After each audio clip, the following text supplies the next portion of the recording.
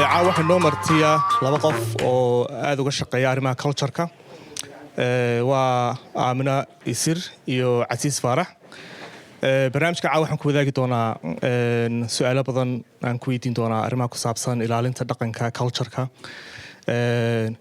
barnaamijku wuxuu ku bixi doonaa isku jir Somali English marka ayaguna English bay ka jawaabi doonaa su'aalaha laakiin dabcan qofka doonaya inuu su'aal weydiiyo amba uu faale ka dhiibto amba uu maaragtay comment dhiibto laftarkeedu way furanteen Somali ku weydiin marka waynu ka jawaabi doonaa marka ila soo dhaweeya Amina iyo Aziz. Welcome. So thank you everyone for joining us tonight, and I'm really happy to have Aziz and Amina with us.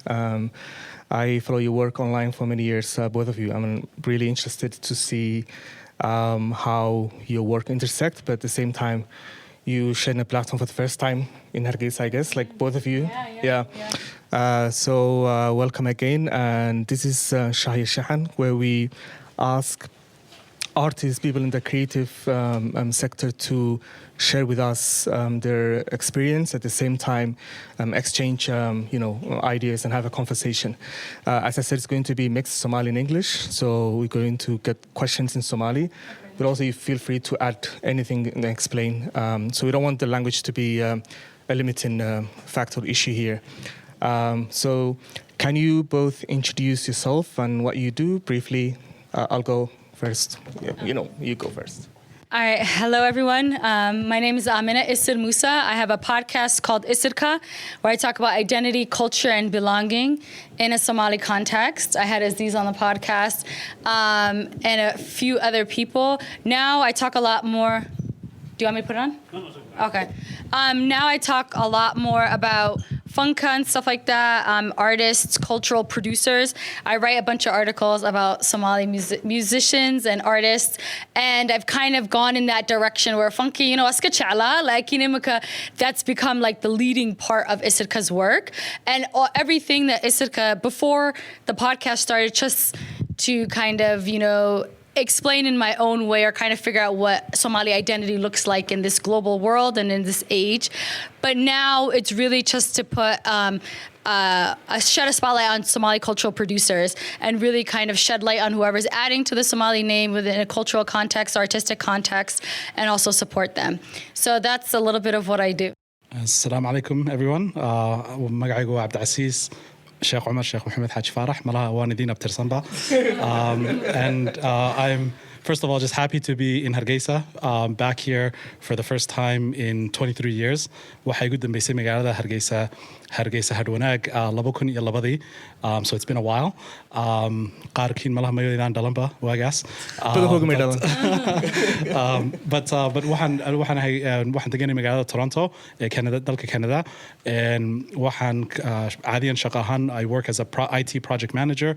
And then that's my day job. And evenings kina waxaan ka shaqeeyaa archiving and sort of supporting Somali culture. Markay noqoto infographics ka hadlaya luqadda and sort of connections and explanations, especially for dadka aan af Soomaaliya ku hadal in the diaspora. Ayaan sidahda make the language accessible to them. I'm also in the last year founded Core Archives, which is an organization dedicated to the preservation of Somali culture. So I'm a co-founder with 3 other members as well, and I'm just happy to be here and to be engaging in some sheko tonight with you guys. Yeah, thank you very much, both. And what I really like about your work is the online presence and how you engage with people. I've been following your work, as I said, for many years. So I just wanted to ask you both, when did you start what you do? Like, what was the spark? Like, sometimes there's something that, makes you do what you do. So where did you get the inspiration? And yeah. So for me, it was, I think 2016, 17. So I came to Hargeisa 2015, and I'm glad that dadkii xiligaas la joognay inay maanta weli la joogaan. And being a part of the Hargeisa Book Fair, I went to London Somali Week, and then 2016 we brought Adar Hussein Tanzani to Hargeisa. And he was somebody that was missing from the scene for a long time. His wife was sick. He was also dealing with his own health issues. But I think also, with the burburki and everything, like it's just kind of the momentum was lost in terms of like Somali studies. So when Adan studies was happening 2015, the momentum kind of picked up. So anyways, we came to Hargeisa together. And then I went to London for London Somali Week, and I worked there for a couple of months. I was supposed to be gone for 2 months, and I stayed for 4. And couple would be like, "When are you coming back? When are you coming back?" And I'm like, "Don't worry, I'm coming. Like in Mankagadin, we'll get you there. Like before I could come back." So that is something that has shaped me forever. Like I still am not okay, but because of like him and the legacy that people like him did, the work that they did, what they went through. He was, Harvard book up He worked at Lafol, and he also had Hayed that was a local NGO development, So imagine you could have been the top of whoever you wanted to be, just, live in the American world, and you chose to come back home because your identity was that important to you. So I didn't want the legacy of people like that to be lost, because a lot of people also don't even know their stories or what they went through. So all of that I saw from the Hargeisa Book Fair, from London Somali Week, we went to Finland. I mean, I had an amazing opportunity. My dad talks about it every day on Facebook, that to be able to go to all these festivals, but really I got a chance to see, firsthand who's who, and anybody that gave the hal back to the Somali name, or, Mamuse. And so I wanted to just kind of pay that forward, but also I started Isirka to also give the diaspora folks a little insight into like, okay, if we were a bunch of pure say wallahis that knew nothing about Hargeisa, and we came and we were able to survive and make friends. And so I wanted to give people an insight into that experience as well. But I think the biggest thing is that a lot of us don't know our own stories, even amongst ourselves.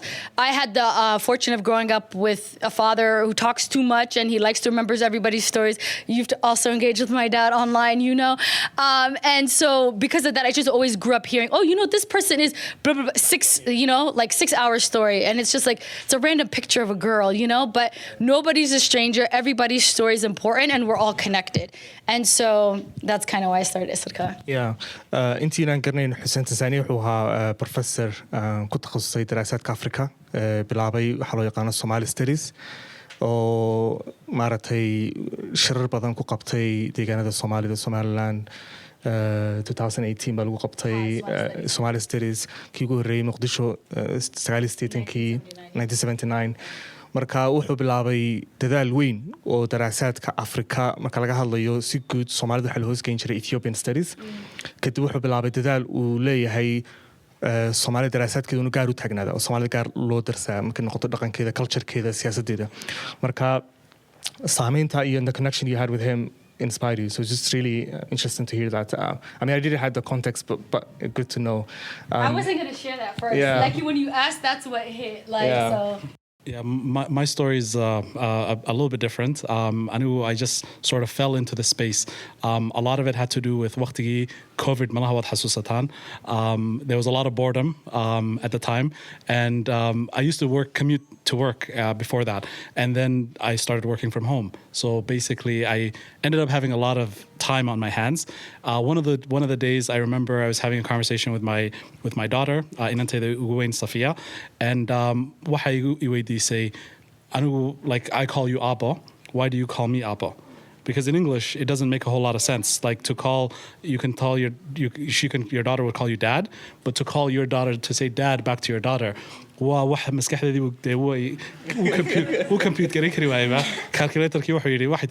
how does this make any sense? Marka that simple story and some sort of chart what the family names are, like Abba, Hoyo, how we refer back to each other,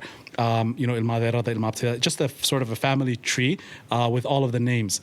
And I showed my friend this chart and this infographic, and his response was, wow, like, can you send me a copy? I need this. Twitter, I mean, but like, he said you should post this because people might benefit. So I decided to post it, and because the response was, a lot of people said, oh, this is really good, and you should do an explanation, you should do a video. I did a brief video explaining it, and there were a lot of people that were interested. anigu is paying it forward because meesha waxaan nimid in 1998 ayuu aabba ilaahay naxariistee waddankana keenay and I was here for 4 years dhaqan celis aad u dheer 4 sanaan joogay marka 4 sano ayaan af Soomaaliga si fiican u bartay waxaan sidii this is my small way of dad badan baa dee qurbaha jooga oon waddanka aan iman karayn this is my small way of making some things accessible to them marka waxaan sidii bal intaan Hargeysa kasoo bartay bal aan dadka la wadaago and so that was just that simple conversation with my daughter. It started sharing infographics. And then one day I had COVID. Marka waqtigu iska boredom baa jiray. The next thing I know, waxaan sarkuun anoo tirinaya balgeela magacyadooda iyo magacyada roobka iyo xitaa ceelasha inta magaale ku taala Somaliland, Somalia, Ethiopia ceel loogu magac daray sida ceel buur, ceel afweyn, Glasgeel, meelahaas oo kale anoo tirinaya baan is arkay. Marka I became a bit of an obsession and really hasn't stopped since. Yeah. And that's what I like about, like, you know, the details of it. Like, for example, you see so many names for birds that I don't even know because in different regions they call it different things. But like in also xilligii COVID-ka I think also dalka jooga xaaladdu ka duwanay taa marka makhaayadaha aad u kordhay dadku ma dhageysanayeen maartay iskuulo badan baa la fasaxay in badan baa maartay la joojiyay shaqooyin badan baa la yiri work from home dadkii kareeyay laakiin meelo badan noloshii caadiga ahayd bay socotay marka dadku xidhan jiray cadceedda maartay aan COVID waxba ka qaadin iyo mask xidhamayna iyo marka runtii waxaa jirtay different experience but still connection weyn baa dhacay dadkii dalka jooga dad kale because waqti baa la isku helay online spaceska and I find that really interesting in terms of how something as devastating as COVID can also can bring people together and I wanted to ask you a question. I have some questions soo diyaargarow su'aalaan soo qorqortay you work to Amina your work centers on contemporary Somali music and storytelling. How do you see these artistic forms function as a tool to reclaim or document history? Oh, document history. I think music is a huge way to document history. We don't have access to people. I think even before I used to talk about contemporary music, I used to talk about hobaladi wabere and like dumarki hobaladi wabere kuchire because I think it was kind of a way where you could kind of see maybe what was going on, what was important at that time. But also I use it to challenge what's happening right now. I think that a lot of times when we say, oh, the wahas, the daqan. I remember even when I came to Hargeisa, you know, I was so into adeg wallahi. I was like, I always used to argue with this one guy and I always used to be like the daqanka way isbedelaysa and he's like no daqankii hore that you know we didn't know any better wuu xumaa and I said daqanka imika taagin like brito way isbedelaysa it'll change in like a year. Culture is fluid, it's ever moving, you know, and so I think a lot of times now to correct the wrongs of the past we say oh everything that happened in the past was wrong. But it's not. I think we need to learn from whatever went wrong in the past. And I think even, you know, I was talking to this one guy who's an ambassador, and he said Somali that they don't respect history. And he was a Somali ambassador. I'll let you think about who that is. And I was like, and I was just like, okay, but it's true. They always say, you know, like if you don't like respect your history, if you don't pay attention, history is going to repeat itself. So history, I'm just also just kind of like, based on what Somaliland is standing on, you know, history is so important. We can't forget. Like, even though you need to think about the future and it's not always like just kind of live in the trauma of what happened. But I mean, I think history is very important. So anyways, I think music is a fun way of engaging with history.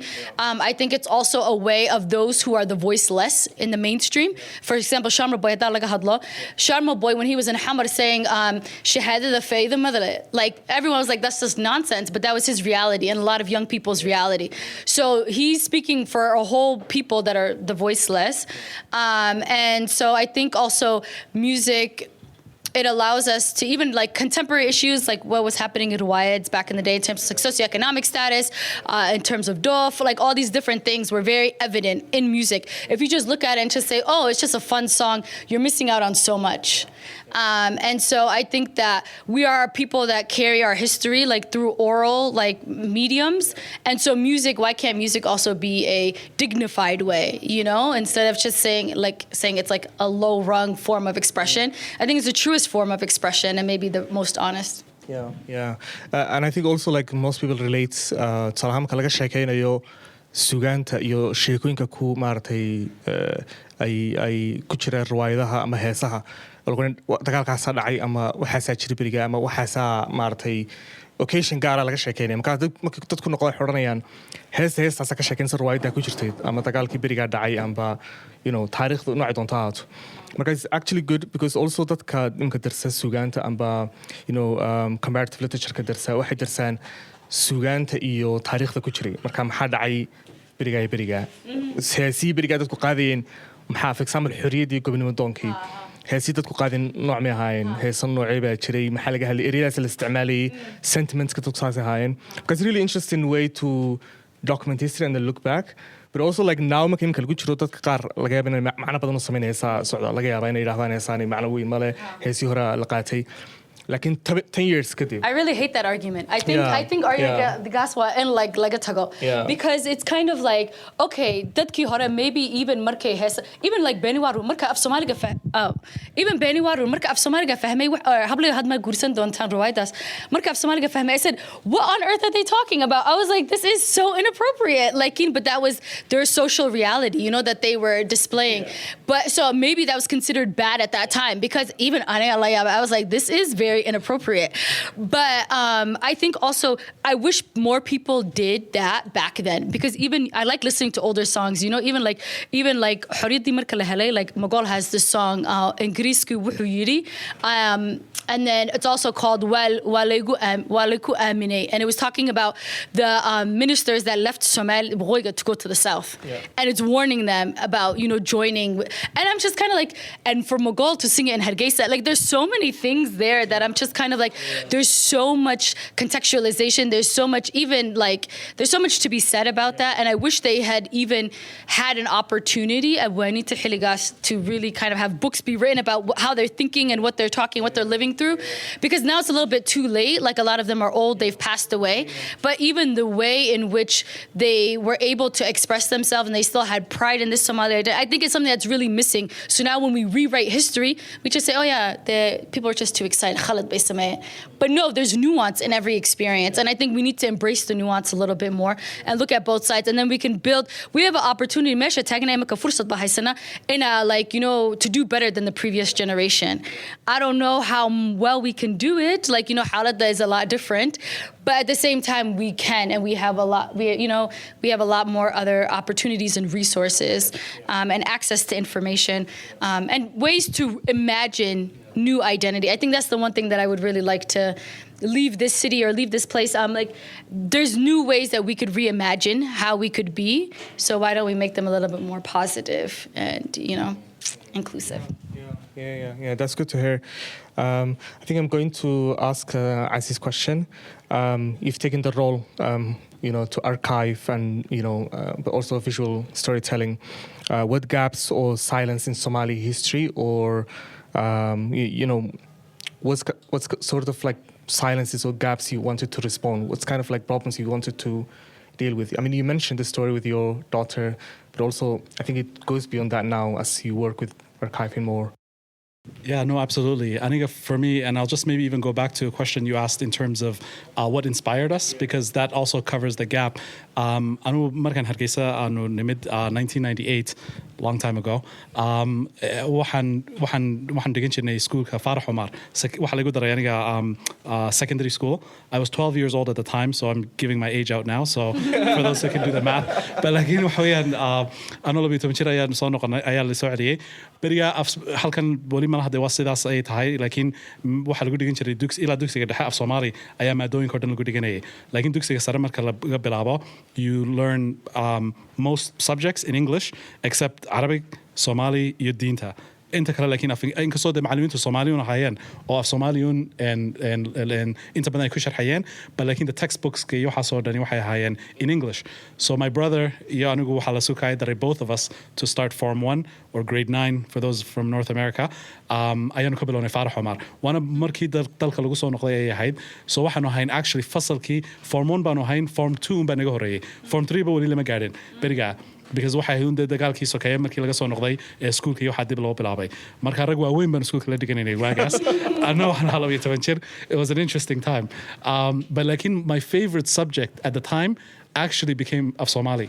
the reason why Somali became my favorite subject waxaan beriga noo imikun baan garanaya inaan nasiib badnayn laakiin beriga waxaan noo dhigi jiray macallin Soomaaliga waxaan noo dhigi jiray macallin la yiraahdo waba abwaan Cabdirasaaq aakhiro ayuu ku magac dheer yahay ayaa ahaa macallinkayga afka Soomaaliga markuu sharxayo de gabayadii textbookskii waxaan u malaynayaa weli waxay ahayn dowladii hore waxaanu dhigan jirnay gabayadii de hadaba anigu af Soomaaliga xitaa beriga sida loo qoro maan garanayn laakiinse ama sida loo akhriyo laakiin de isagii baa sharxaya gabayadii Ismaaciil Mire iyo like any sort of abwaan kibirka waa lagu kufaa wuxuu nabarayay markaa de abwaanadii iyo gabayadoodii iyo xikmadda ku dheexan his storytelling siduu sheekooyinka de u sheegi karayay waxay ahayd he would bring the gabay to life imika salaan carabi buu kaa hadlayaa gabaygii abaalaawe waxaad moodaysaa inaad halkaa fadhidid ood arkaysid sida uu u haysto ninkaa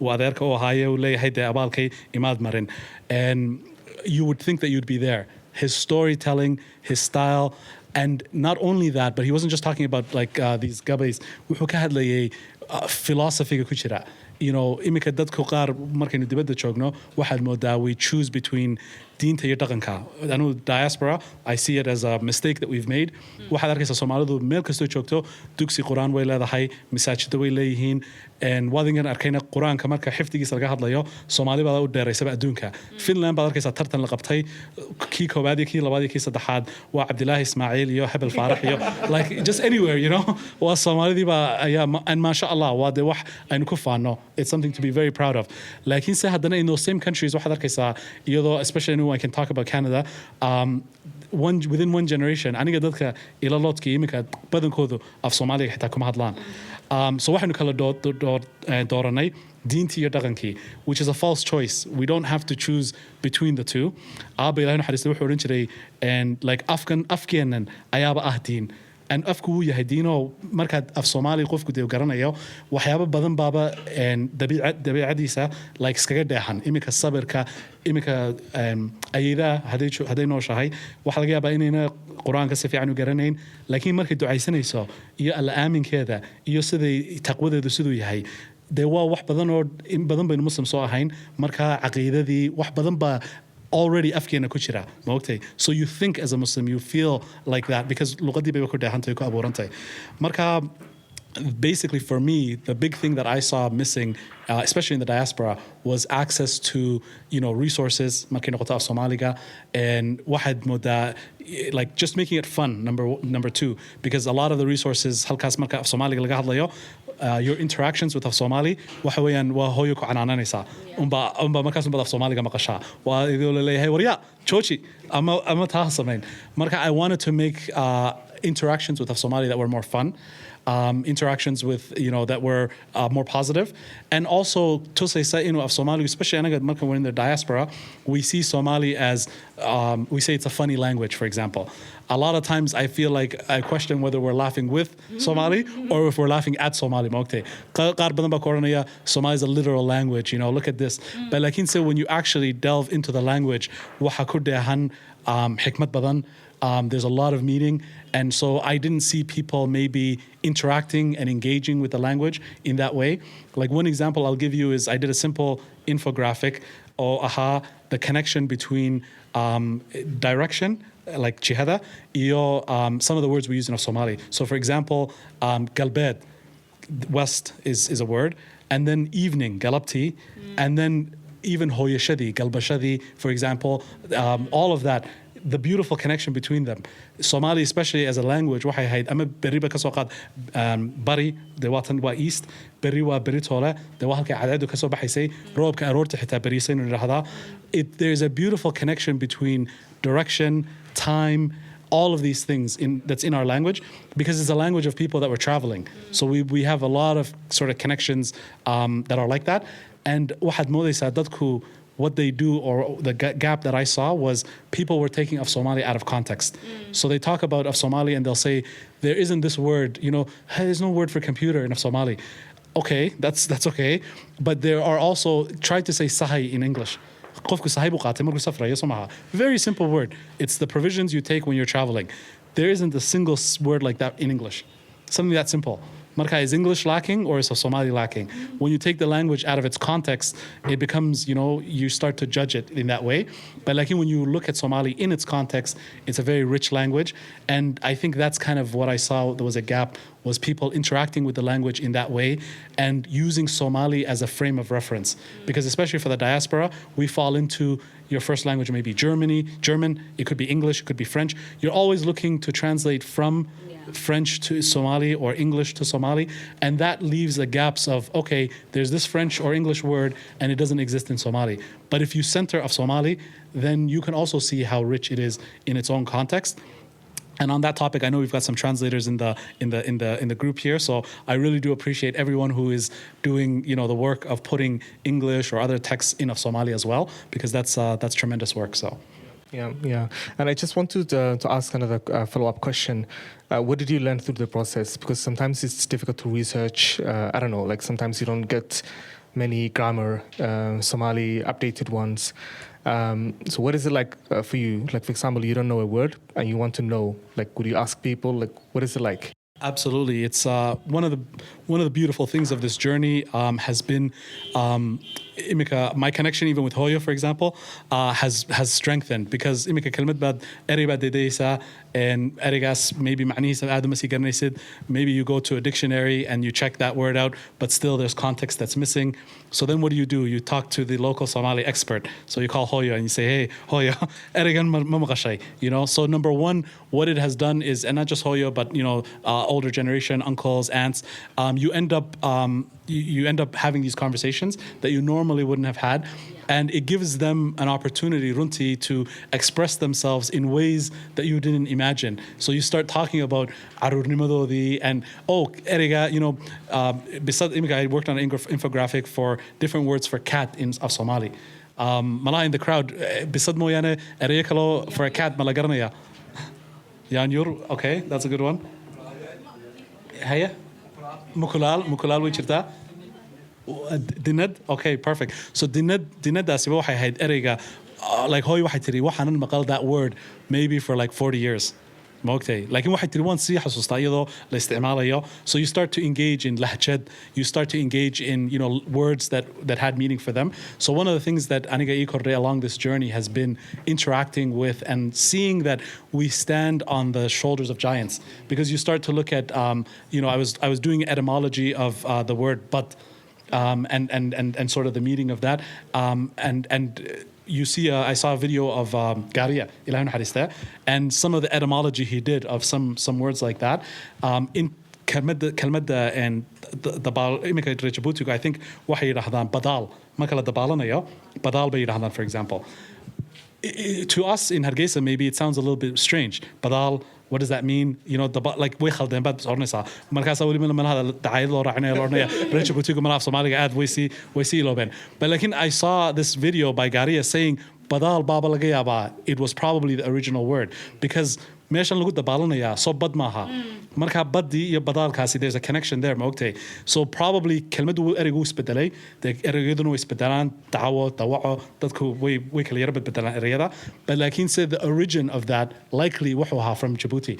So the other thing that aniga ii kordhay in this journey has been dadku inta badan waxay yiraahdaan af Somali been ku wada hadalnaa, Soomaalidu waa the exact same language, but you also appreciate the diversity in the language and the linguistic diversity. Markaad from east to west, markaad tagaysid, from north to south, afku aad buu isbedel badan buu leeyahay, lahjadaha kala jira, and lahjadahaas, learning them has been an amazing experience. Yeah, that's very interesting.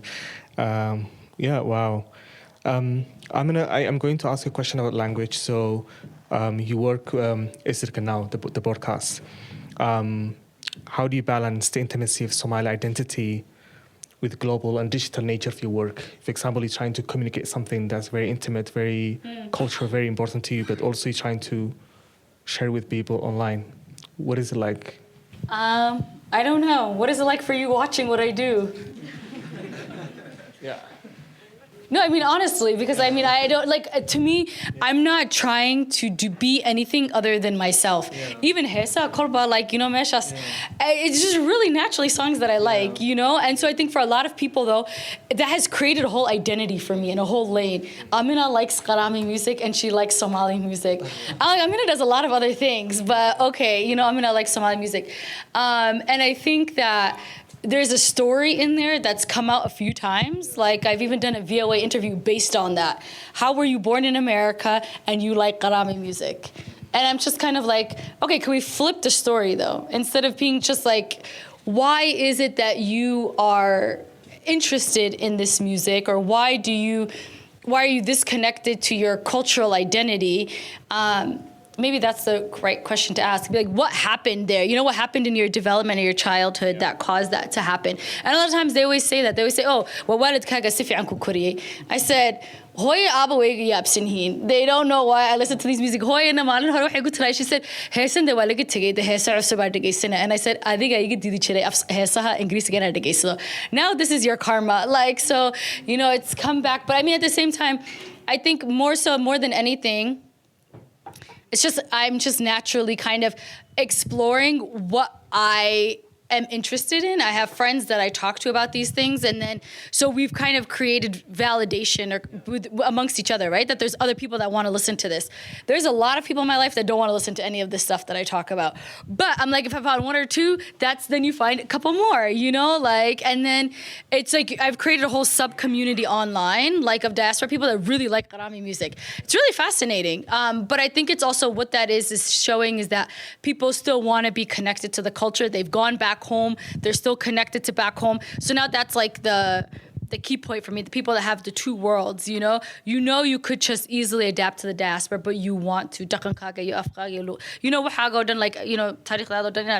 like to still be a part of it. So I think that for me is that I've just naturally been myself, and I really didn't care if people paid attention or not, to be honest.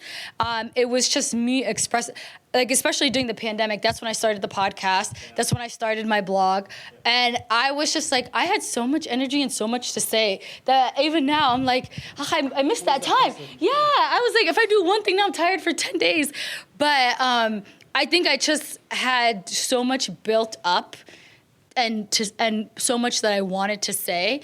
And so much that, so I just kind of did that. And now I think the vim or the vigor that I move with is just kind of like that this needs to be told, but I'm kind of getting away from focusing so much on the past. I think I'm accepting the fact that I'm a diaspora kid. Like I have to own that. And I started, from there and not backwards.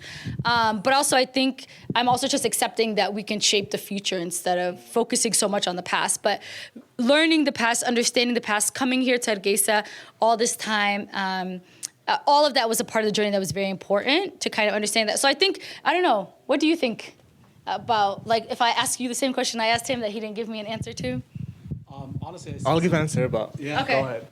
I see someone who's like, for me, like even just a lot of my introduction to Qarami has been actually your work. So that's been a really, really cool experience. But I just see somebody who has a passion, who found, like, one of the things that I always tell people, that like a question I always get is, waxaan doonayaa Soomaaliga barto, how do you, like, especially dadka qurbaha jooga, a lot of people have not had a lot of tremendous opportunities to interact with Somalis, etc. And then now they want to understand, how can I learn Somali?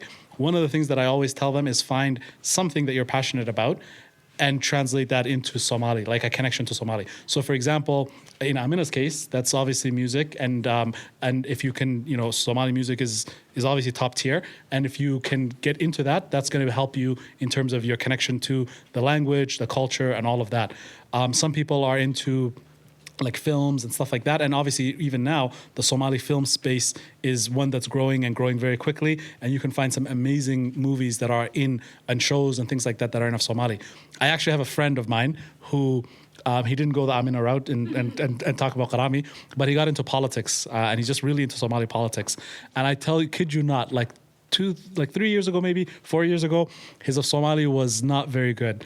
imika laakiin de aniga wiga badanayaaba basically, and all of that is just YouTube umaanu ku jira and siyaasadda Soomaalida umbu aad u dhexgalay. I wouldn't encourage that. I wouldn't recommend that necessarily as a way to learn Somali, but hey, whatever floats your boat.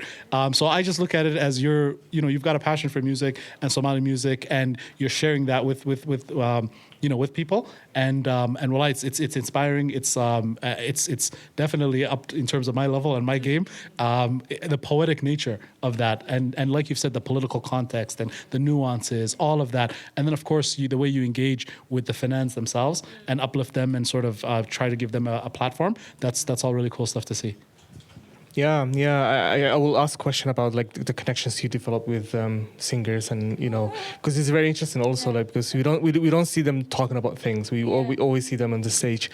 But for me also, like what I like, to come back to your question, people often talk about how Somalis reach with poetry, with songs, with culture. And sometimes you try to communicate with other people, and you also read about other people. For example, you read Ethiopians, or for example, East Africa, West Africa.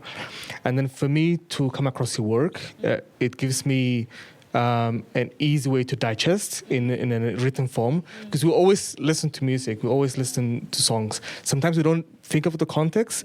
Sometimes you think of the context because you have a conversation. Someone will say, "Do you know this song? Do you know this? The story of this." So for me, I find it very engaging, but also like the articles you've written recently with Giska on music, or for example, 18 May. We think of this is really good 18 May song, but we don't think of what other songs, the context, what does it try to convey. But just to come back to the idea of establishing connections with the singers of Fanaaniinta, like Kuchara Fanka. What was it like for you? Was it can you just talk about this? It's a horrible question to ask me. It's a very complicated relationship. I think that a lot of times Fanaaniinta even left to go that like like they don't really believe in their own value.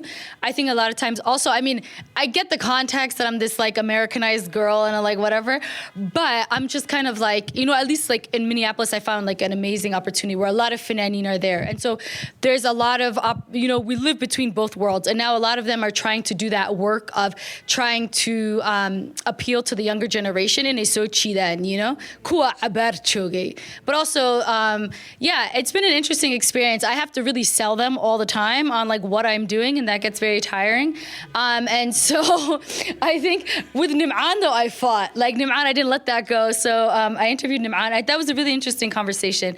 I think that we don't have a culture of asking them, interviewing them, like real questions, not just Fanka Gormat so gashay, we asked them like very surface level things like that. But Nim'an, we went through, I set it up for him, I said, okay, we're going to go through Tariq and we're going to make it like a safar, and then you kind of talk about your history and you take us on a journey.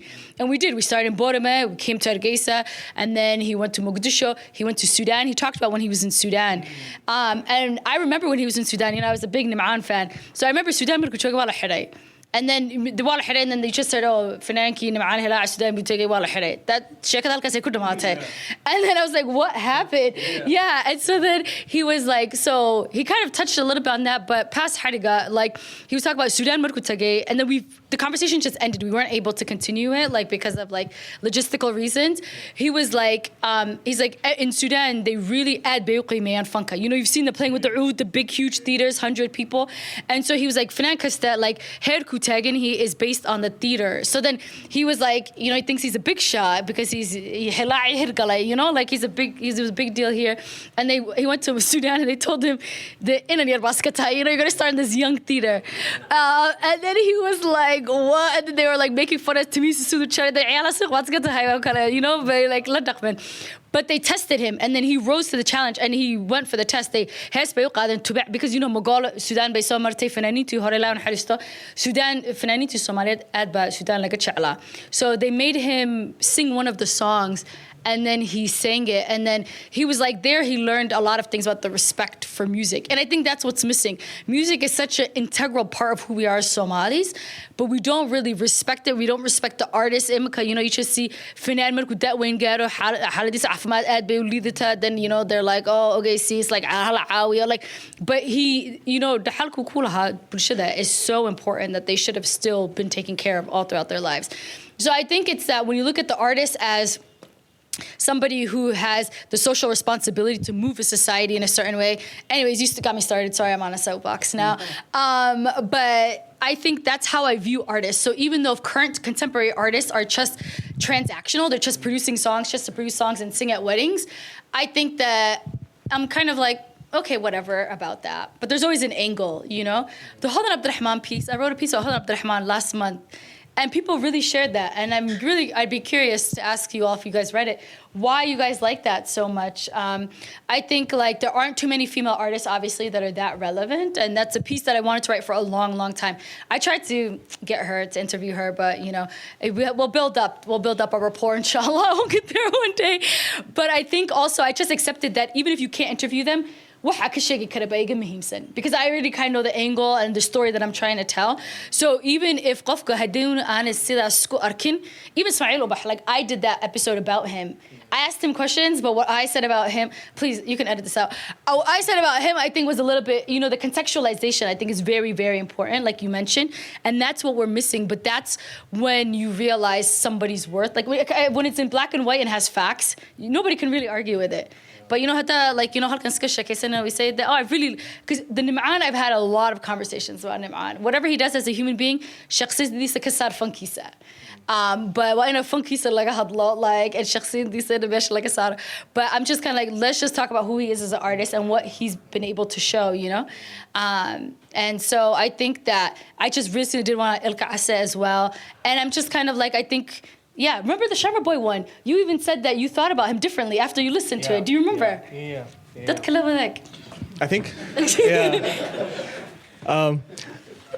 I think, I find, as I said, like we just listen to music, so we don't think of the context. And then sometimes you see قف كيف أنا كهيس ما دارك سايست بدي جزء لكن كم فكري سيد معنا اللي هاي إيو مارت لكن أبي نكون شرح كاقص لي مرة بقص شو مكذا استعمل قشيت لكن أنا كفكرين context كله هاي إيوها. So I think for me, I always find interesting the backdrop of everything, but also like talking to people who are engaged in this. So one time we used to do oral history interviews. So we asked an artist, how did you start this? What was this?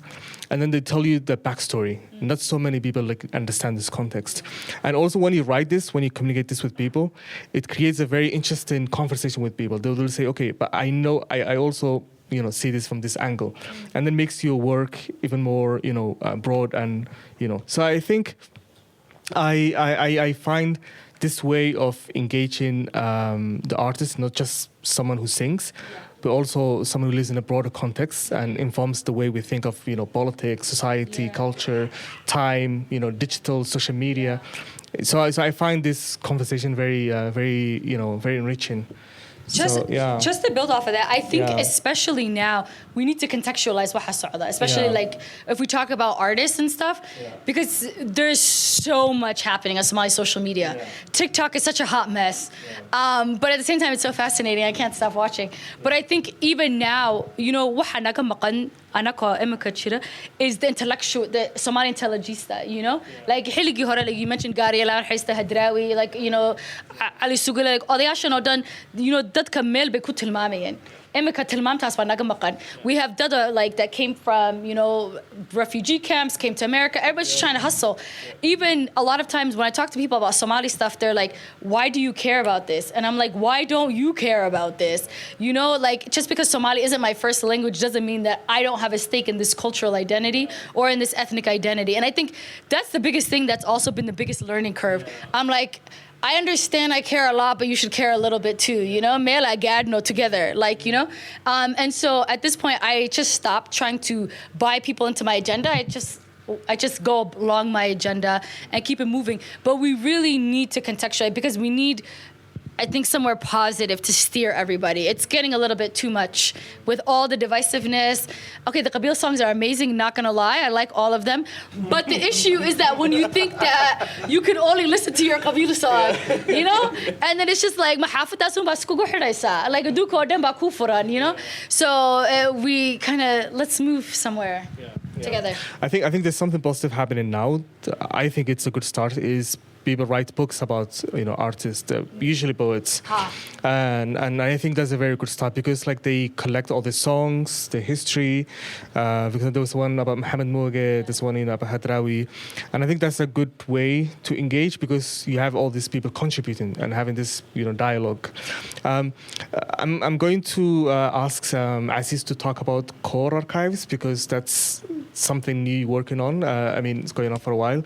Can you just talk about this? And yeah, absolutely. I'll connect it to the conversation with Amina a little bit as well, because I think for us in the diaspora, sometimes we have expectations of people living, in Somaliland or any Somali region that are maybe a little bit unfair, because for us, when you're living in exile, when you're like out of your, and you don't even know if you have an opportunity to make it back home, one of the podcasts I like is on Things Left Behind by Sareda and Surar, I think Mohammed, and they talk a lot about, and even the guests that they have, people holding on to, like sort of that identity and things like that. So anaga like marka, if you look at social media especially, you'll see, especially the diaspora, afki like af Somali. Within a generation, af Somali ko hadli mayso. But like maybe somewhere in Washington, I'm a Toronto chogo, malaha maybe door shuna qof af Somali kula hadal. So that's how he's thinking. Af Somali, alhamdulillah, is alive and well. That's number one. I mean, of course, we spedili inta, and one laga hadli kara samaynte luqadaha kala kuleyihin, and of course English ku iyo waxas wal laga hadli kara. But like I don't think khatar ku jiro afka Somali ko tabargo kala basically. Same way, like when we talk about core, Imika, the reason I sort of co-founded that as well was marka dibadda joogtid especially, you don't see any sort of Somali artifacts, things like that in museums. When you go to museums, I know all the time growing up, I was not surrounded. And some houses, mashallah, they have that. Our house didn't. Agab amade, like artifacts Somaliyet, guriga no me all. So you don't actually see a lot of things. The first time that I saw those things like Hangol, Yohasad Archivist, was when I came back here. Again, I'm just talking about my Dagan Addis experience. But no walalo nogu no urad kayga wuxuu ka sheekayn jiray weyso awogay ilaahay naxariistay xaj farax uu lahaan jiray. It was weyso ka samaysan loox oo qoran, or it was just this thing of beauty. Like when he's describing it, it was like you should see it. Berigi de dagaalkii ilaa ilinchingadaha waa la fujistaa weysadaana waa la qaatay basically. So weysadiina xitaa meedayn marka right now when I look at core archives, I think a lot of, because I've been collecting, it all sort of started by just collecting artifacts. I got into Somali, the language and the linguistic part, and of course of Somali gude marka la eego luqadaha adduunka dee wuu la jaan qaadi karaya suugaanteenu anu waxaan qabaa it's second to none, but laakiin dadku waxay yidhaahdaan we have a rich oral history, laakiin we don't have much of a rich material history, and I think that's a lie in my opinion. Of course we're dad nomadica, or dadku way guurayeen, or wixii ay la guuri karayeen unbaa muhiimad u lahaa, wixii kala degeedkaasaa lagaga dhaqaaqayay. So that of course influences what you can do. You can't create Michelangelo Italian sculptures meel fadhiya because wuxuu orku qaadaya ayaa muhiima. Laakiinse even in that, waxa yara fududay samaysanayeen haddaad eegtid fandaalkay samaysanayeen ama koortan xitaa lagu xidhayay owrka, there were some things that they were doing that were very beautiful, that would be considered art. xirfadaasna inta badan dee way dabargo'dayba, but you see true beauty and artistic sort of obviously talent in that. And when I started looking into that, aniga waxay ahayd nin my nephew ayaa xaafadda maalin yimid when I had bought a few things, gaashaan iyo dhowr shay baan soo yara iibsaday, and he saw this in our house in Toronto, and wuxuu yidhi, this is crazy, like I didn't even think inaynu dhaqan leenahay actually Soomaalida, like, and dhaqankeenu waxa weeyaan markay Soomaalida laga hadlo, just like you said, Amina, fanaaniintu isma sharfaan ama dee magacooda aad like they just think I'm just doing something, right? dhaqanka marka la eegana isma boonboonino marka la eego waxaanu yidhaahnaa dhaqankeenu waxa weeyaan maybe Arab iyo Afrikaan isku yaro milmay and that's Soomaalidu waxay sheekadooduba tahay which is of course not true haddaynu wax samaynayno waxaanu yidhaahnaa maybe meel kale aynu ka keenay xadaarad kale ayaa laga yaabaa malaha yamantaynu taa ka soo baranay oo maynu isku odhanaynaa maogtay but when you really look at it dadkan iyagoo geel jira ahaa they were making things that were very very beautiful so when I started sort of collecting that personally, I saw that there was bahiwein in Chirto for people to connect to that material culture. So alhamdulillah, we've got like about 400 artifacts, like physical sort of artifacts. Well, we say that's basically, you know, so that could be part of it. And that basically, when you look at it, most of those 400 items, halkay ka yimaadeen waxa weeyaan waa dad berigii gumaysiga kala joogay 1800s 1900s ka de iyagii baa qiimo weyn u arkayo agabkan ay haystaan. They see it as very valuable. Waa iminka islaan aan ka iibsaday hal muryad oo dee silis waxay tiri she had it in her safe and wuxuu ugu jiray maqal for 40 years 40 sano ayuu maqal ugu xidhnaa. She got it from Chikchiga in the 1970s. Since then, safe ugu jiray. But why was she in Chikchiga anyways? She was. I don't. Sometimes the story is well suspicious. Highly suspicious. Nin an door shay ka soo ibsanay oo wuxuu yidhi state buu hawd dhintay isagii cancer bad ayaa dilay. Markaan sheekadiisii dib u yara baaray waxa beri baa 1960 something ayaa lagu xidhay Wachaale. Berigii isagoo ka soo talaabay xadka. And what was he doing? He said he was buying artifacts. Berikaas. You know, but like in say, I mean, that cast, especially Regalbetku, they actually see value in a lot of the things that we don't see the same value. That ba corona hada doonaan waaba qashin ma xad ka urursanaysa ma xad lacagta waxan iskaga gelisay. Like especially dadku markan qurbaha joogno, we want to hold on to the culture in some way. So anaga de waxay noo tahay a huge sort of importance. I know leedahay. And of course, you see the Hargeisa Cultural Center here, you see Fankeenna here, you see other places like that. Of course, it seems like it's emerging here as well, which is great. But bottom line, CORE was started off as a way to maybe preserve material culture. And then we've sort of expanded that into how can we sort of preserve Somali culture, period. And how can we do it in a way that's maybe, you know, community-based, that's not, we're not looking for somebody to give us money or something like that. We can, we can do something. Okay, so I have the mic because I wanted to ask you a follow-up question because I know a little bit about your journey. So before CORE, it was you. So could you share a little bit about like your experience going out and buying all of these materials and kind of how you got into that? Yeah, no, absolutely. It started off because again, it was just when you think about Somali, you think about the language, the linguistic, and I wanted to explore how rich our material culture was. So I still remember my first thing that I got was I was just thinking, you know, I saw a post by one of the members of CORE, one of the co-founders, Ibrahim Hirsi, and he posted this beautiful, it was a chain, it was cool, like a shankarayo, and it just showed, oh, somebody should buy this, it's on auction. So markaasan ogaaday, okay, there's actually Somali artifacts out there, agabachira, leibinayo, and somebody could actually buy them. So that was kind of eye-opening, I think, for me personally. And what I started to do was starting to search online, and you look at these estate sales. What is an estate sale? Typically, waa waxa weeyaan qof cadaan oo dhintay oo rawaxay oo berigii waxay odhanayaan awoogay baa dhintay wuxuu ka tegay gaashaankan ka tagay. I mean, awoogaa hagu gaashaankan ka keenay. Of course, markii gumaysigoo kale ayaa laga yaabaa inta badan intay waddanka joogeen ayay kala tageen. Waxyaabaha qaarkood waxaa laga yaabaa in la iska siiyeyba oo dadkeenu aad bay faxal u yihiin. Waxaa laga yaabaa markay dadka la dhaqmayaan inay wax iska siiyaanba. wixii la siiyey baa iminka dib loo iibinayaa.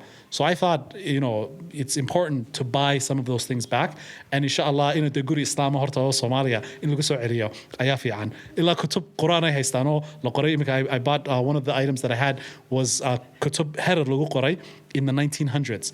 So waxaan sidii de kitaabkan gurigan iska yaala gaaladu iska haysato bal horta dib soo ceshada. Marka that's part of the vision has been bringing and buying things back, and it's an interesting experience really, because I think we've talked about this in the past. Waxa weeyaan waxaagiyo like dhaxalkaagii ayaad u aragtaa dhinac oo haddana lagaa iibinayo oo caddaan kaa iibinayaan. It's a very interesting experience to have, Mokte. and it's some of these things are not cheap. Like lacag wax laga siinaya the achibo غير عادية. But at the same time, you don't want that to be in the hands of somebody that has no connection to it. And inshallah, our goal, or my goal personally at least, is eventually an agab kas the in lagu soo celiyo wadankii oo dadkii especially dadkii xitaa sameeyay oo inuu dadka qaar aynu yasnaba xitaa ama aynu midabta koorno inay arkaan bal waxoodiyo la qiimeynayo oo like a really history gani. So that's inshallah the vision and the goal is eventually inagu de waxaynu aragnaa wax wadanka ka sii socda but laakiin wadanka lagu soo celiyo I think is important. Okay, one last thing on that. So you had a Toronto launch last year, I think in the fall, like right around Labor Day weekend. Could you speak a little bit about that launch, what the reception was? There were people even from Minneapolis wanting to drive. I said, sorry, I can't do that. I can't be part of that. But please share. Yeah, absolutely. waxaan ku qabanay bandhig some of the artifacts that we had from core and magaalada Toronto ku qabanay. Well, it was a beautiful experience because Toronto waa magaalo Somali badan degan tahay mana laha any kind of museum or things like that Somali culture that you can engage with. Minnesota ayaaba leh Somali museum. Dadku runtii baahi weyn bay u qabeen. It was September of last year. Dad badan baa soo baxay. The things that were most beautiful in seeing was markaad aragtid qof la socda hooyadii ama ayeydii oo marka are interacting about the Somali cultural artifacts. waxaanu haysanay imika dhowr looxii quraanka lagu baran jiray dadka qaar waxay oranayaan I don't think this is an artifact but it's a beautiful artifact farta bada wataynu ku barano and seeing people talking about waxaad arkaysaa gabadh inankeedii ama inanteedii la hadlaysa oo le looxaasan amba quraanka ku soo bartay and the way she's explaining it and the connection they're having is really really beautiful to see. We're going to take some questions here. Su'aalan weydiin doonaa marka qofkii su'aal haya magacaaga noo sheeg iyo su'aashaada. My name is Khalid. Some people call me Khalid. It's very interesting when we're talking about music and history. It's kind of like amazing. A lot of people thought music is only entertainment. But I believe the point of music is not only for fun and entertainment, but sometimes it is helping to people to find themselves. So I want to ask you a question, both of you. What's your currently listening or watching or reading that inspire in your artwork? su'aalaha waxaan isku raacin doonaa saddex marka hadduu jiro qof kale su'aal haya. Af Somali nagu weydiiyo su'aalaha waa caadi. Okay, waan hadli karaa Soomaali. Magacaygu waa Maxamed Buux. Aad baan idinka mahad celinayaa conversation-kan xiisaha badan leh. Qodob walba mar kasta aad ka hadlaysay I had like some reflection laakiin waxaan ka warramin doonaa like laba qodob oo aad soo hadal qaadeen. waa qodobka koowaad qodobo badan baad ka hadasheen aad baad Amina Isir waxay ka sheekaysay in la tixgeliyo la ixtiraamo la weyneeyo fanaaniinta laakiin waxaan markaa maankaygu soo dhacay Sheekh Moustafa oranaya magaranaysa marka wuxuu oranayaa qofkii heesaha dhageysta waa faasiq laakiin qofkii xalaashada waa gaal marka ligankaasay bulshadu ku yiri jirtaayo heesaha aadna uma jecla aadna uma necbo faasiqnimadaas lagu yar wada baal marka faasiquna aad waxaan ku wax fan saas ma sii corin karayo marka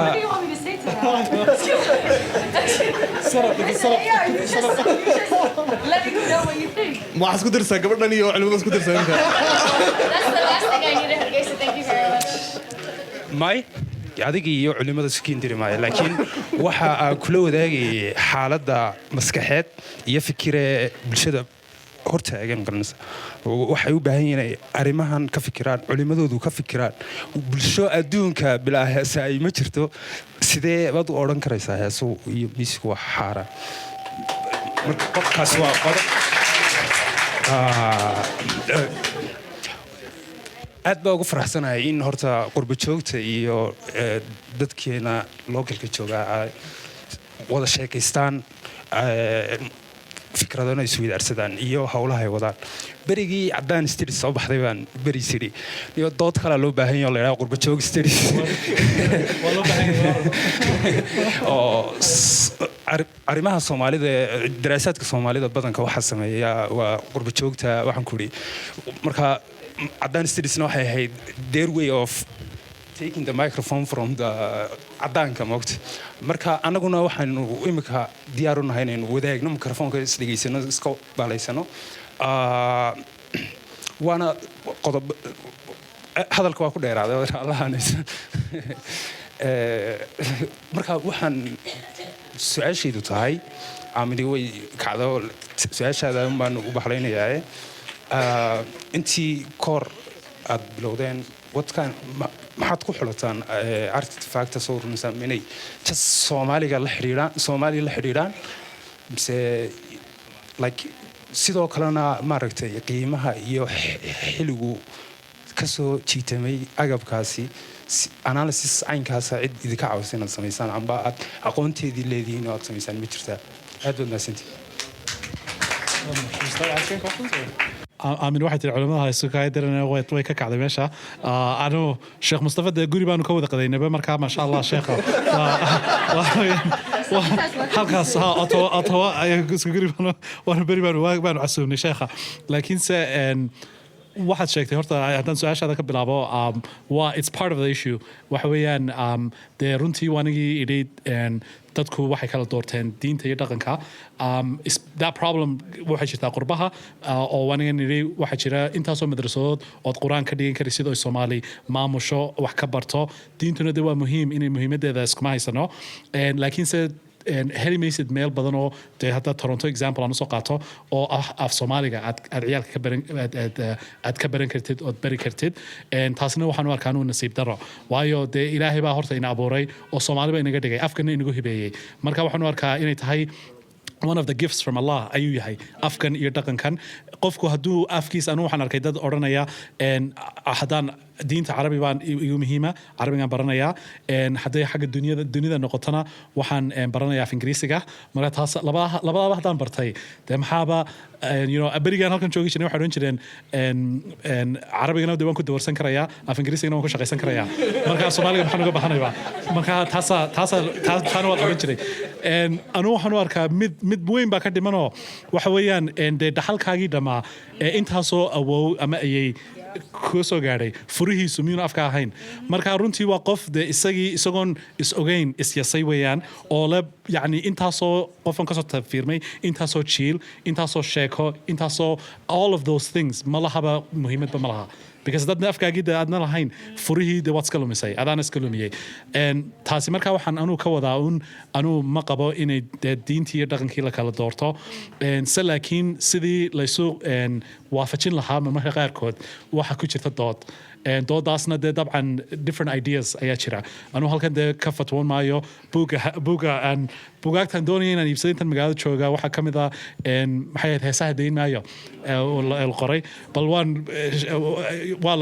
I will read that too and see what those opinions are se laakiin runtii waxaad taabatay mid muhiima oo ah waxyaabaha qaarkood marka leenay fanaaniinta lama sharfo aad looma yani qiimeeyo dee waa wax ka mida haddaa loo arkayaba dee wixii ay sameynayeen inuu xaaraan yahay waa mid ka mida oo that's one of the reasons laga yaabo inayna lahayn astaantay ama dee kaalintay ka lahay mujtamaca marka la eego the influence they actually have anuu runtii waxaan u arkaa inuu fanku yahay something very very important of course hadduu qofku aaminsan yahay dee inuu xaraan yahay taas I can understand that opinion I can understand that perspective laakiinse marka la eego influence-ku ku lahaayeen heesuu Amina iyo Moustafa wuu taabtay dee just instead of entertainment waxay yeesheen hadday noqoto siyaasad hadday noqoto mujtamac isbedelkiisa all of these things a lot of the commentary waxa weeyaan from heeso right xitaa sida sarbeebta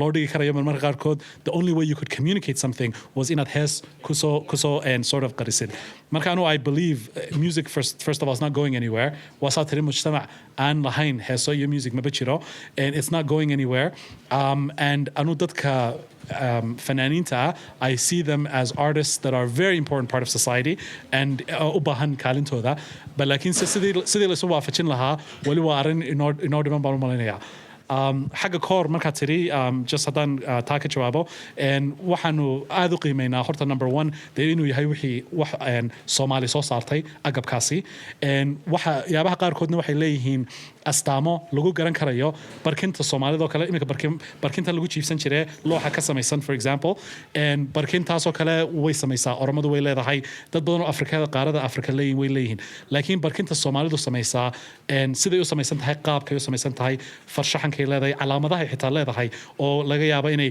hangool oo kale ku sawiraan ama ku sawiraan tooridii aynu lahayn oo kale waxa jira wax lagu garan karayo dadka sameeyay Somali studies kuna ay soo sharxeen astaamaha yani agabka Soomaalidu what we do right now a lot of the times waxaad ku arkaysaa previous examples haddaad heli karaysid oo la garanay inay ahaayeen waxay Soomaalidu soo saareen taas ayaanu ku tusaale qaadanaa inta badan laakiin se also experts ka hadday noqoto marmar la tashi waanu samaynaa waxa jira dad badan oo alxamdulillah imka soo korayo PhDs oo ah Somali oo study garanaya whether it's archaeology whether it's other things like that and network yar baanu samaysanay oo dad aan la tashan karayno and aanu fikradaas weydaarsan karayno marka mar boqolkiiba boqol ma ogaan kartid inuu shaygaasi ahaa shay Soomaali samaysay laakiin shayga taariikhdiisina waanu eegnaa oo halkuu ka yimid yaa lahaan jiray halkee laga soo helay waxyaabahaas taariikhdaasina wayna caawisaa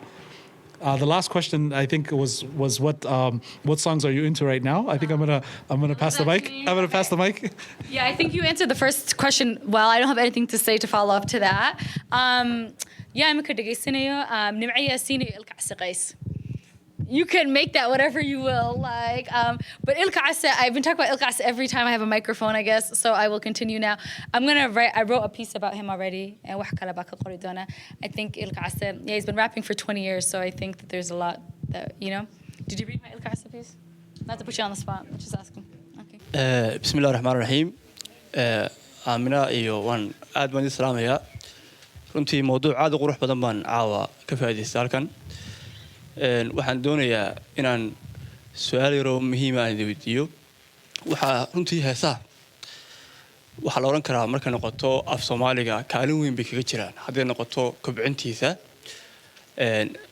sheekeer baan ka sheekanay habeen baa wax dhacday teamka si wallahi da waxaan aaminsanahay in af Soomaaligoodu kobciyay heesu ay kobciyeen marka habeen baa anagoo meel soconna wado baan inaan soo qaadnay si wallahi marka hees baan geynay gaariga marka heestii way la qaaday heestaas waxa qaaday guulaysinba marka waan dhageysanayaa marka waxay tiri marka waxay heestu yaa mulaax yahay ku mehersada marka waxay tiri yaa madax yahay ku mehersada waxaan ku deeqay la yiraahdaa London ba marka meeshu ahayd waxaan ku yiri bal ku celi say tiri yaa madax yahay ku mehersada saan ku yiri mulaax ma garanaysaa say tiri may saan ku yiri mulaax waa noocaasa marka waxaan dareemay maalintaas af Soomaaliga in dadka jooga qurbuhu heesaha ay dhageysanayaan inuu kaalin weyn ay ugu jirto waliba waxaan ku bogaadinayaa fankan dambe casriga ah inuu gaarsiiyay maartay af Soomaaliga oo si fiican ay hadda u heesayaan oo heesaha BK iyo ay la qaadayeen marka waxa su'aashu tahay ma dareemi kartaan in af Soomaaliga heesuhu ay kaalin weyn ay ku jiraan inay maartay kor u qaado Soomaaliga si fiican u hadashaan dadkiina qurbaha ku nool aniga su'aasheedu waxaan u hayaa Cabdicasiis new research ka saad u research garaysan markaad imka items ka raadinaysaan ma qof yahay waxa yahay soo kale haddii imka dadka idinka dambeeya mustaqbalka ay rabaan inay research oo kale ka sameeyaan ama ay sameeyaan wax documentation ama ka tagtaan mid kale waxaan ku weydiin lahaa ma garanaysaa bahashan barkimadan Soomaalidu ay ku saxan jirtay new research ma laga sameeyay talow meelaha qaar waxa arkaysaa qaar Japanese oo lagu leeyahay sanay u saxan jireenoo because of waxan sleepka iyo xasaska caawisa wali ma ku aragteen qof Soomaali oo barkimadan isticmaalay how comfortable was it some kind of research ma laga sameeyay aad u maasantay bismillahir rahmaanir rahiim magacaygu waxa weeyaan Ciise Muuse waxaan doonayaa inaan su'aal weydiiyo Aziz runtii waxaan filayaa inay ahayd 4 sano ka hor markaan arkay erey bixinta brandska waaweyn ee aad samaysay waxaad moodaa runtii inay aniga laftarkayga maskaxdayda carisayoo waxyaabo badan arko waxaan isku dayaa bal inaan bedeli karo marka sidii sheekadii aad sheegaysay inantaada yare Safiya Aabo ma sheeko noocaas oo kale ahoo waxaa jirta ka dambaysa messages waxa weeyaan wax si random kuugu soo dhacayo deedna aad markii dambe joogtaysay big brands ka ha shirkadaha waaweyn brands ka shirkadaha okay magacaygu Cabshukuur Amina waxay tiri su'aashii Amina haddaan ku noqdo waxay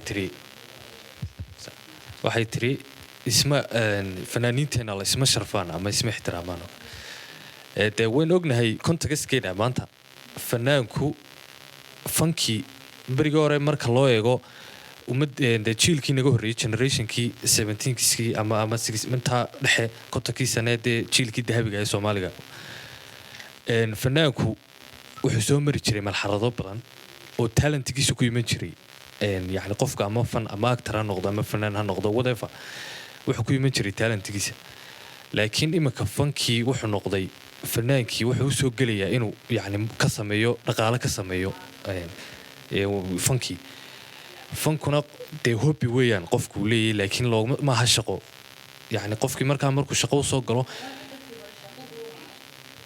laakiin hobby buu ahaa qofku talent isaga ku nool buu ahaa markaas uu soo gali jiray markaas ay ma jirtay shaqadu laakiin marka yani fanaaniin badan oo ugu jira fanka waxaan arkaynaa yani inuu dhaqaale ka sameeyo marka fanaankii hore legacy-giisa lagu ixtiraami jiray yani legacy-gu ka tago marka fanaaniintii Xasan Aadan oo kale legacy-giisa baa wali nool yani Maxamed Moogo kale Axmed Moogo kale marka Hiba Nuur oo kale Magool oo kale Okay, so Holland Abdurrahman, for example, laba fanaanad bay ka dhaxashay. Hooyadeed waa Amina Abdullahi Hirsi. Like, you can't say that she wasn't a legend. And then Abdullahi Dere, Abdurrahman Dere, sorry. And then, so Yelena, why can't she be a full-time fanaanad? She has an amazing voice. She has she's the only female singer that's been singing for the past 15 years. So my hobby bay u tahay yada, when hooyadeed iyo aabaheed were legends. iyadana waa u hobby why because chilkan dambe ku jirta that doesn't make sense alu su'aashan u socda waxa weeyaan wali man qasdigii uma liman su'aashan u socda waxa weeyaan imaka qofku markuu yahay artist oo funky uu doonayo inuu imaado ma helayo qalabkii ama maxay toolay meel uu ka soo yani talentkiisa ku soo bandhigo waa inuu waddo adag buu soo maraya markuu waddo adag soo maro wala cadaadinaya wala tuuraya waxa weeyaan wala fogeynaya markuu waddada ka soo gudbo ee uu fanaan noqdo ma jirto sabab isna dadka u ixtiraamo waa ixtiraamkii isagu jaranjaradii ixtiraamkii soo kori lahaa muu helin marka ma ku dareensantiin ama ma ogtiin in gaab jiro yani artistku aan u suurto gelinayn inuu yani noqdo inuu horumar ama development sameeyo yani contextkeena marka loo eego ma jira gaab ka ma dareensantiin ma kuna tala jirtaan inaad wax ka qabataan oo kale hadda awoodiina waana iga dhanta Yeah, so to answer your question, I think absolutely gap win chira. But I think also that's something I've been thinking about the last couple of years is how can we kind of resolve that gap? Because I think Fananitan Dambe, especially Kua, like, you know, Malko, the Galini and Funko, the Sifi Anu Sopa, how and like Garb Stago. Especially had they in the Fihin, like, you know, like, and the, you know, melt, like, Tosan Bay, like Marianne, absolutely we need to in a Garb Stago. Like, and that needs a little bit more work as to what that's going to look like. But I think also at the same time, if you look at Hidiga Geska, for example, they were like koox school at Tirsan. They had abuanin, they had musicians, they had fananin, everything. And so they were able to produce music all the time. I think, you know, I didn't live in Hargeisa back then, so I don't know Sharafta the Meshu Tali. Like, Hidiga Geska was producing a lot of good music, you know? So it's just kind of, we need to also reimagine what the cultural producing engine looks like. I don't know how to translate that into Somali. You can take that one for yourself. أنا اسكت إحدى سؤال هذا نكير جوابه قفك فنانكي برشو لو ذاقي فرين ووعي كلين أم بوا مارت تصالين أم با مارت برشو في عنق باقية طبعا way adag tahay duruuftu qofkii fanaanka jooga beriga hore ee uu akaademiyad haystay oo masrax haystay oo dawlad taageerta haystay iyo taasoo imka hadda jirin ama institutions ka samaqayn ama aan u shaqayn sidii beriga hore u shaqayn jireen kulley waxay keenayaan duruufo kala duwan fanaankaasna berigaas shaqo way u ahayd shaqooyin badan oo qabanayeen fanaan buu ahaa haddana ciidan buu ahaa sidii marka bay u qabanayaan qofkii fanaan haddana inuu macallin yahay amba uu shaqo kala qabto amba musician yahay amba waxyaabo kala shaqeeyo marka duruufo way badan yihiin kolley waxaan isleeyahay tusaale ahaan kaalintoo bannaan Amino kale waa qoraal marka qoraal bay samaysay qoraalka markay la wadaagto dad badan bay ayuu gaadhay laga yaabo inay jiraan dad jecel inay sameeyaan institution weyn oo ka caawiyo waxyaabaha digitalka ama studio weyn u dhisa oo ay kaga maarmaan inay lacag ka qaataan company kale amba qof kale ka runtii waxaan isleeyahay qof walba kaalin buu kaga jiraa markay noqoto maadaama ay wax bulshada ka dhaxaysa I think su'aal kale jirtay oo iyaduna ahayd Ahmed ku weydiiyey I think hadan su'aashi we're done with the question about the music I think su'aashi Ahmed ku weydiiyey research ku sameysaan in terms of how research sidaan u samayno agabka waxa jira horta kolley shay kasta wuxuu leeyahay taariikh uu leeyahay oo u gaara imika waxaan ka soo sheekeynayo kale agab New York baan ka soo iibsanay collection dhowr shay oo isku dhex jira oo sheekadoodu ay tahay ninkan aan sheegaya wajaale lagu xidhay berigii lixdamadii halkuu ka soo iibsaday wuu qoray oo wuu garanaya halkuu ka keenay ciddii samaysana xitaa wax yaroo kooban ayuu ka qoray marka waxaa jira ashyaadan lasoo iibsanaya agabkan qaarkood taariikhdoodii baaba already waa documented so waxaa jira evidence aad raaci karaysid shayga historygiisii baad baari karaysaa ashyaa cayankaasaa jira qaarkood ma laha historygaas ma laha laakiin waxay leeyihiin sidii hore u lahaaba astaamo uu leeyahay agabka Soomaaliyeed imika gaashaan baa laga yaabaa ka samaysan biciid oo u eg gaashaamadii Somaliland oo kale 1900skii laga soo qaaday ayaa laga yaabaa inaad aragtid waxaad comparisons ku samayn karaysaa sawiro detailska wixii shaygu ka samaysan yahay waqtigii la sameeyey all of those things ayaa raadka aad raaci karaysaa oo ku tusaya markaa asalkiisa shaygani halku ka yimid su'aal baa ahayd barkinta research ma lagu sameeyey anuu research aada oo aan waxaan arkay article saadamira malaha ay qortay oo ku saabsan research sii badan oo caynkaasa maan arag laakiinse dee kolley barkimada Soomaalidu samayn jireen aad bay ugu badan yihiin collectionska dadka reer galbeedku ay haystaan waa waxyaabaha actually ay qiimeeyaan and because waxay arkaan waa one of the best examples of barkinta Afrika meelo badan baa barkimaha caynkaasana lagu sameeyaa laakiin kuwa Soomaalidu astaamo gaara oo u gaara ayay leeyihiin xagga sidii loo isticmaali jiray wax badan baa laga ogyahay ilaa imikada dad baa isticmaala hadda galbeedka la tago geeljiraha dad baa wali isticmaala waxay u isticmaalayeen inta badan raggaana u badnaa barkinta waxa isticmaalaya berigii hore meelaha dee timihii imika aad loolama sii baxee laakiin berigii hore timaha waa lala bixi jiray timahana dhulka waxaa la doonayay markuu geeljiruhu dee uu jiibsanayo inuu dhulka laga ilaaliyo markaasaa barkinta la isticmaalayay benefitskiisa iyo manaafacaadku leeyahay research badan oo jira ma jiro laakiin waa mid u baahan in la baaro waayo markaad eegtid dee raggii hore horta aad bay u qumanaayeen marka barkintani inay qayb ka mid ahayd baa laga yaabaa dabar xanuun badanna laguma sheegayn iyo qoorta xanuunaysay marka it looks uncomfortable but maybe it has some benefits laakiin se research caynkaasoo lagu sameeyey ma hayo laakiin waynu baari doonaa insha allah su'aal kale halkaa malaha jirtay brandska waaweyn su'aasha ciise ku weydiiyey so brandska waaweyn taasi sheeko sii weyn ma jirto laakiinse waxay ahayduun runtii markaan af Soomaaliga waxaan soo gelinay social mediaha waxaan sahaa how do you make it fun how do you make it accessible for people dadku dee waa tan imika cid kasta way garanaysaa brandskan waaweyn imika even sharaabkan monster oo kale bahal waan ayaan bixiyey